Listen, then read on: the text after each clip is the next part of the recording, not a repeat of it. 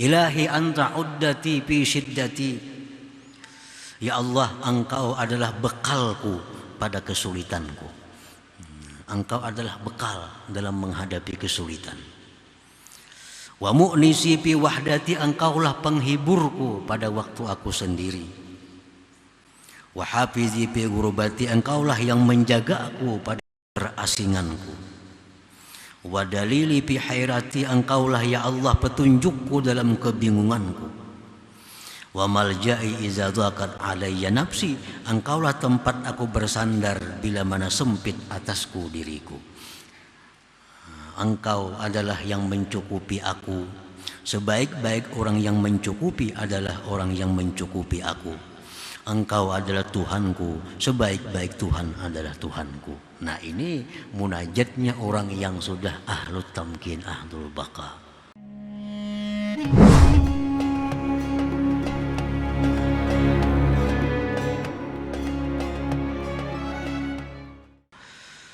Para muhibbin rahimakumullah, al-hikmatus sadisah wa thamanuna ba'dal mi'ah minal hikamil ata'iyah.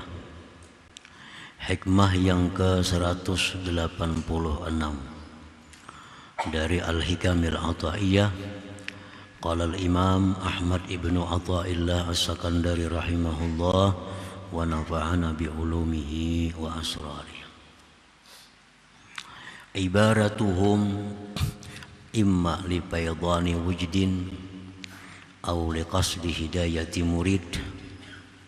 Fal awwalu halus salikin wasani halu arbabil makinati wal muhaqqiqin. Wasani halu arbabil makinati wal muhaqqiqin. Bermula ibarat-ibarat mereka, ada kalanya karena limpahan perasaan mereka atau karena tujuan memberikan petunjuk kepada murid.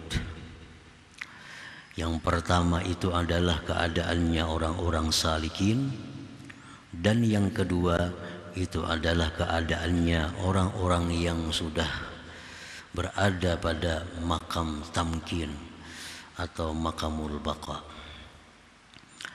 Nah, para muhibbin rahimakumullah, ibaratus salikin bermula ibarat yang keluar dari orang salikin, ungkapan keterangan yang keluar dari orang-orang salikin. Salikin itu humul ladzina lam yasilu ila darajatit tamkin. Orang salikin itu artinya orang-orang yang belum sampai kepada makamul baqa. Nah, untuk mempaham ini kita kembali ke belakang tentang pembagian kaum muslimin, yaitu terbagi kepada 3 golongan. Nah, kaum muslimin ini terbagi 3. Satu disebut awamul muslimin. Awamul muslimin artinya kebanyakan orang muslim. Nah, kelompok awamul muslimin ini adalah orang-orang muslim yang dalam hatinya tidak ada niat, tidak ada kehendak, tidak ada gerakan untuk mengenal penciptanya Allah Subhanahu wa ta'ala. Hidupnya hanya menuntut ilmu seadanya, beribadah seadanya, harapannya mati ke surga. Urusan Allah Ta'ala kada perlu kenal, yang penting dunia nyaman, mati ke surga. Nah, itu umumnya kaum muslimin. Kada perlu tahu siapa ampunnya surga, kada perlu tahunya, kada perlu kenal siapa Allah Ta'ala, kada perlu. Nah, ini awamul muslimin. Awamul muslimin ini kalau kita mau bagi pulang, ada yang awam banget. Ada awam yang mendekati salik, ada awam yang bawah. Awam yang bawah ini awam yang muslimin, menuntut ilmu kada, sembahyang umpatan orang sembahyang, Nah, kalau ada pekerjaan menuntut ilmu paling kadang-kadang, nah tujuannya hanya berusaha untuk mencari dunia. Mencari dunia sebanyak-banyaknya, menuntut ilmu ala kadarnya. Nah ini yang di bawah daripada awamul muslimin. Nah orang yang macam inilah orang yang mudah penyakit-penyakit ria, penyakit-penyakit sombong, dengki, dendam. Nah, ini orang awamul muslimin yang di bawah ini, yang mana mereka itu menuntut ilmu seadanya, waktunya habis untuk mengejar duniawi. Nah, ini ia yang disabdakan oleh Rasulullah sallallahu alaihi wasallam, "Ittala'tu lailatal mi'raj 'alan nar fara'aitu aktsara ahliha al-fuqara." Ujar Nabi, pada malam Mi'raj aku melihat neraka. Ternyata paling banyak dalam neraka itu penghuninya adalah orang-orang fakir.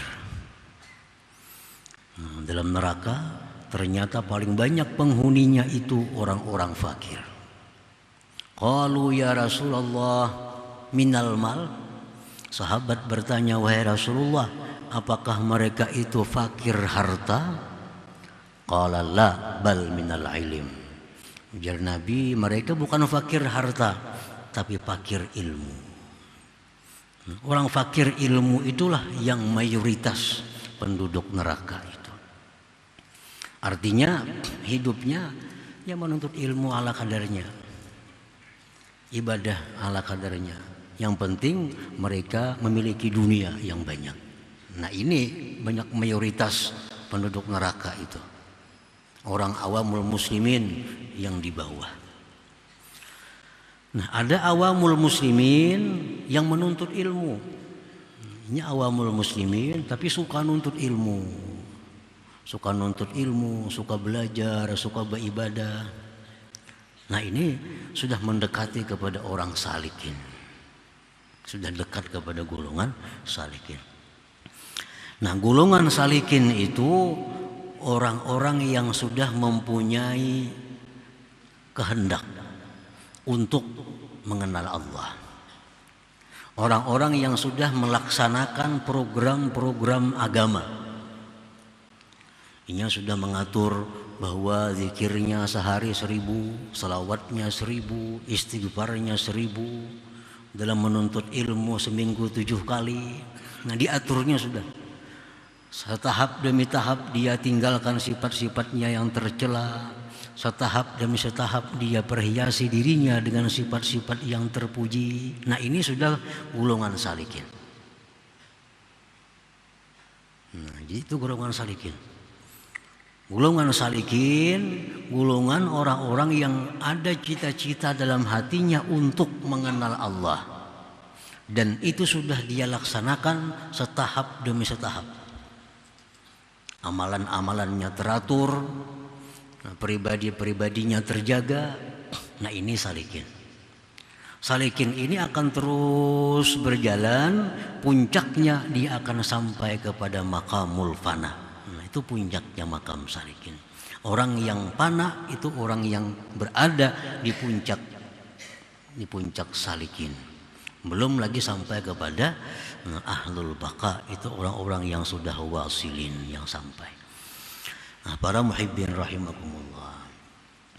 Jadi orang-orang yang salikin ini kayaknya dalam perjalanannya menuju puncak itu, orangnya setiap hari sudah zikirnya teratur, salawatnya teratur, menuntut ilmunya teratur, dan tujuannya kuat untuk mengenal Allah. Nah orang ini satu saat akan diberi Allah sesuatu, yang dengan sesuatu itu dia akan kehilangan dirinya, sehingga yang nampak, yang wujud hanya Allah subhanahu wa ta'ala. Nah itu puncak yang diberikan kepada orang-orang salikin oleh Allah subhanahu wa ta'ala. Nah ibarat ungkapan-ungkapan, keterangan-keterangan yang keluar dari orang-orang salikin, yang mereka itu belum sampai kepada derajat makamul baqa. Ibarat-ibarat itu tambaisu min qulubihim, terbit bangkit dari hati mereka, bidafi'in min faydhanil wujudil muttarim fi qulubihim, dengan dorongan dari limpahan perasaan cinta, perasaan jinak yang membara dalam hati mereka. Duna ayyamliku qudratan ala tayyiha biha, mereka tidak mampu untuk menyimpannya di dalam hati mereka. Jadi kadang-kadang orang salikin itu, daripada mereka itu membara cintanya kepada Allah, jinaknya kepada Allah, sehingga keluar dari mulut mereka itu ibarat-ibarat kata-kata yang mereka sebenarnya menyimpan kata-kata itu dalam hati, tetapi karena gejolak kerinduannya kepada Allah, karena rasa jinaknya dengan Allah, rasa akrabnya dengan Allah, sehingga kalimat itu keluar dari mulut mereka. Wa katsiran ma takunu ibaratuhum ghaira mubahin lahumun nutqu biha, dan kebanyakannya adalah ibarat-ibarat mereka itu tidak dibolehkan menuturkan dengannya. Nah, sebujurnya kalimat itu kada boleh diucapkan. Cuma karena hati mereka dikuasai oleh api cinta kepada Allah, hati mereka dikuasai oleh hati jinak dengan Allah, tanpa mereka sadari kalimat-kalimat itu keluar dari mulut mereka.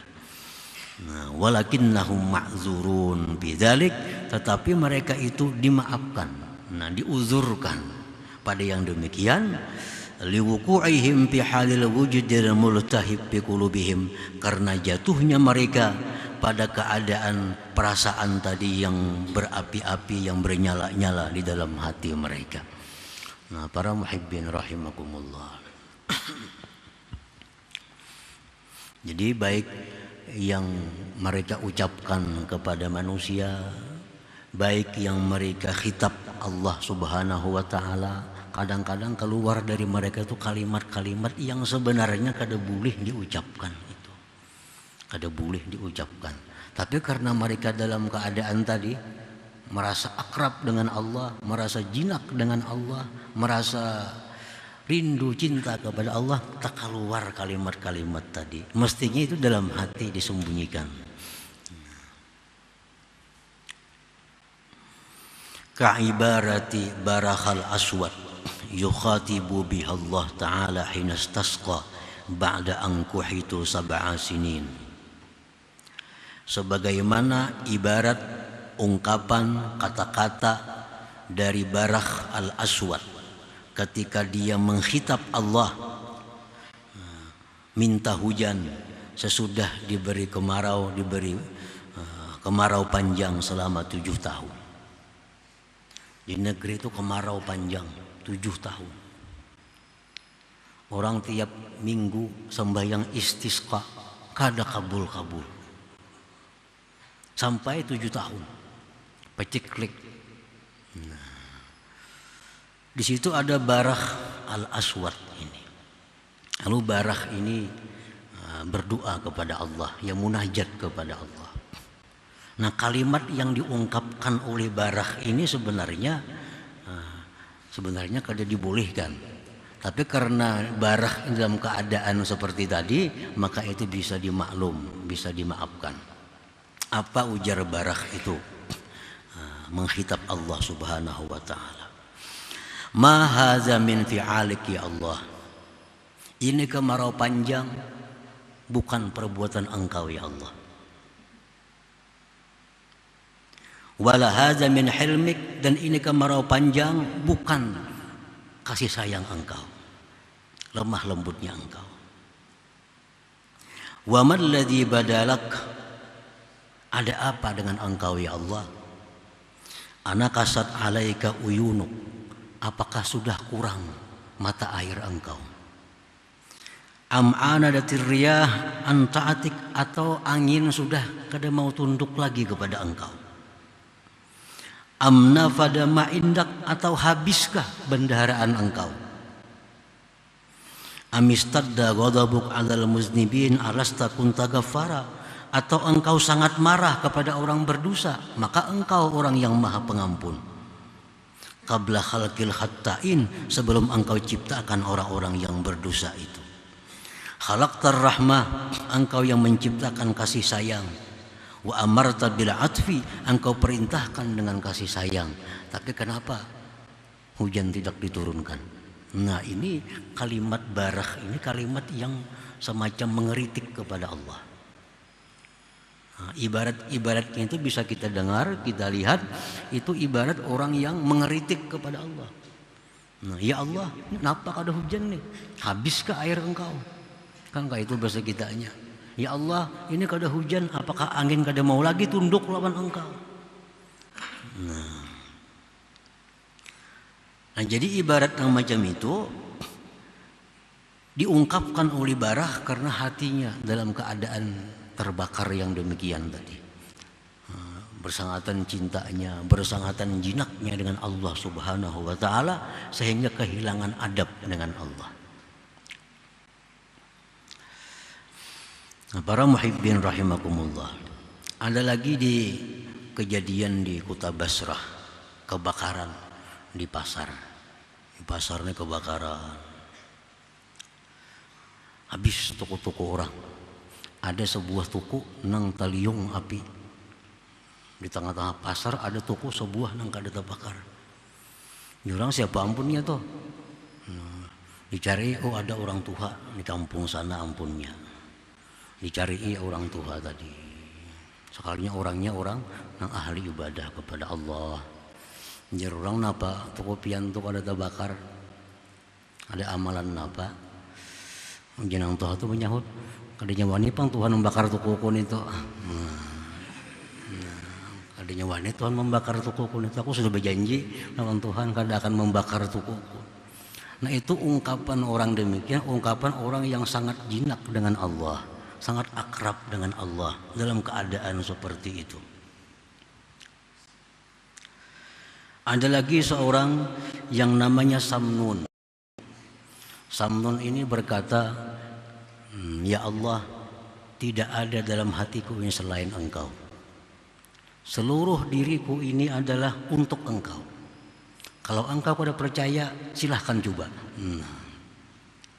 Itu ungkapan Samnun kepada Allah Subhanahu wa Ta'ala. Seluruh diriku ini adalah untuk engkau ya Allah. Kalau engkau kada percaya, coba aja. Amun kita berucap itu lawan Tuhan kada cucuk, kada patut, karena kita kada berada di kedudukan seperti Samnun itu.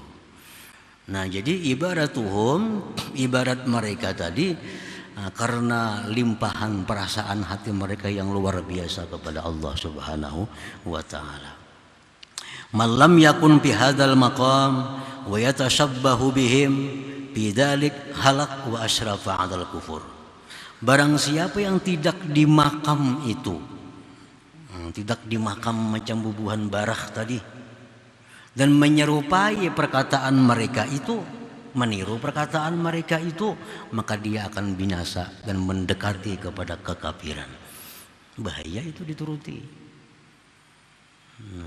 Membahayakan kepada iman. Tapi karena orang yang di makam kedudukan tadi, nah mereka bisa diuzurkan, nah bisa diterima karena hati mereka sudah terbakar dengan perasaan mereka kepada Allah Subhanahu wa Ta'ala. Nah, para muhibbin rahimakumullah, jadi man lam yakun bihadzal maqam wa yatashabbahu bihim bidzalik halak wa asyrafa 'alal kufur. Orang yang tidak berada pada makam tersebut menyerupai dengan mereka dalam perkataannya, itu orang akan binasa dan dia mendekati atas kekafiran.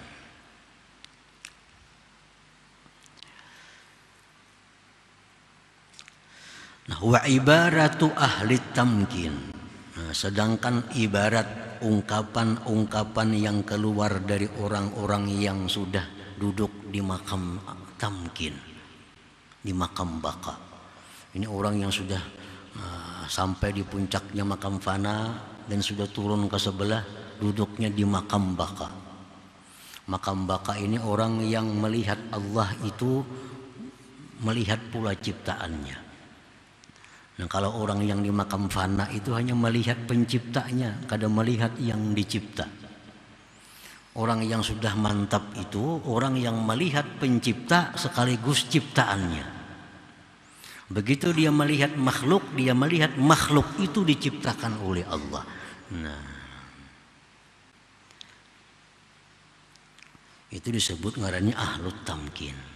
Orang yang sudah mantap nih. Orang yang sudah mantap.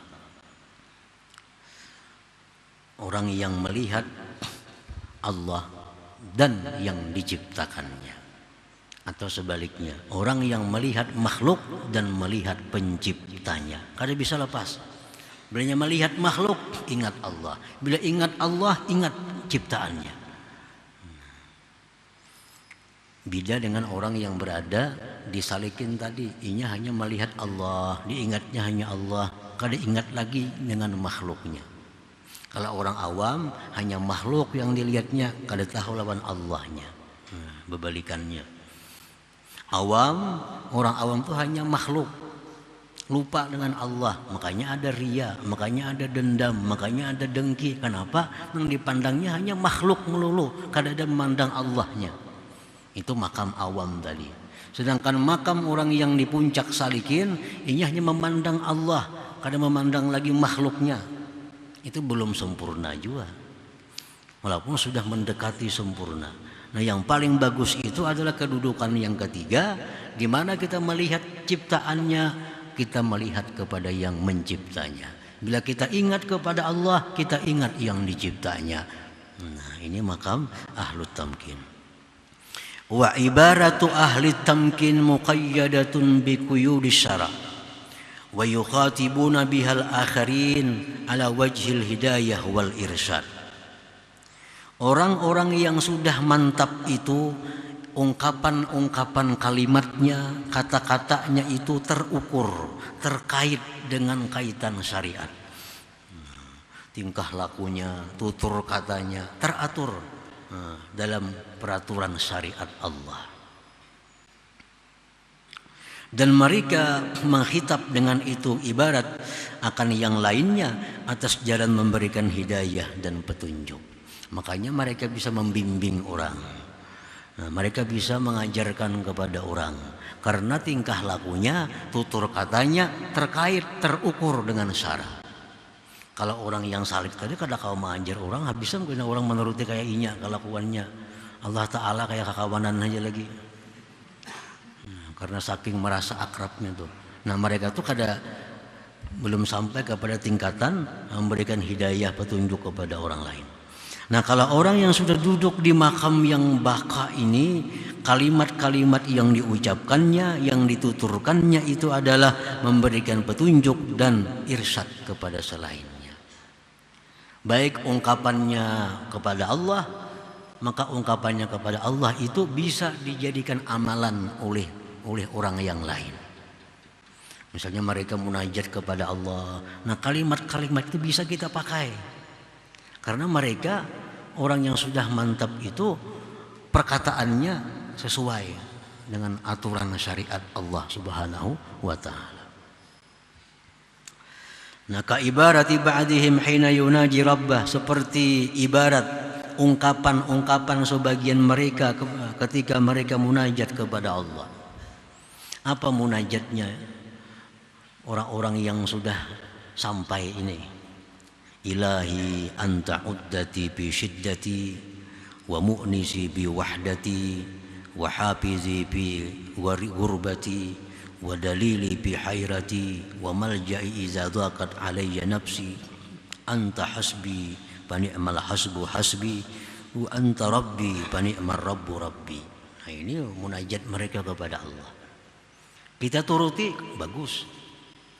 Karena memang ibarat mereka itu adalah hidayah kepada kita, irsyad pendidikan kepada kita. Ilahi anta uddati fi syiddati. Ya Allah, Engkau adalah bekalku pada kesulitanku. Engkau adalah bekal dalam menghadapi kesulitan. Wa mu'nisi fi wahdati, Engkaulah penghiburku pada waktu aku sendiri. Wa hafizi fi gurbati, Engkaulah yang menjaga aku pada keterasinganku. Wa dalili fi hairati, engkaulah ya Allah petunjukku dalam kebingunganku. Wa malja'i idza dhaqat alayya nafsi, engkaulah tempat aku bersandar bila mana sempit atasku diriku.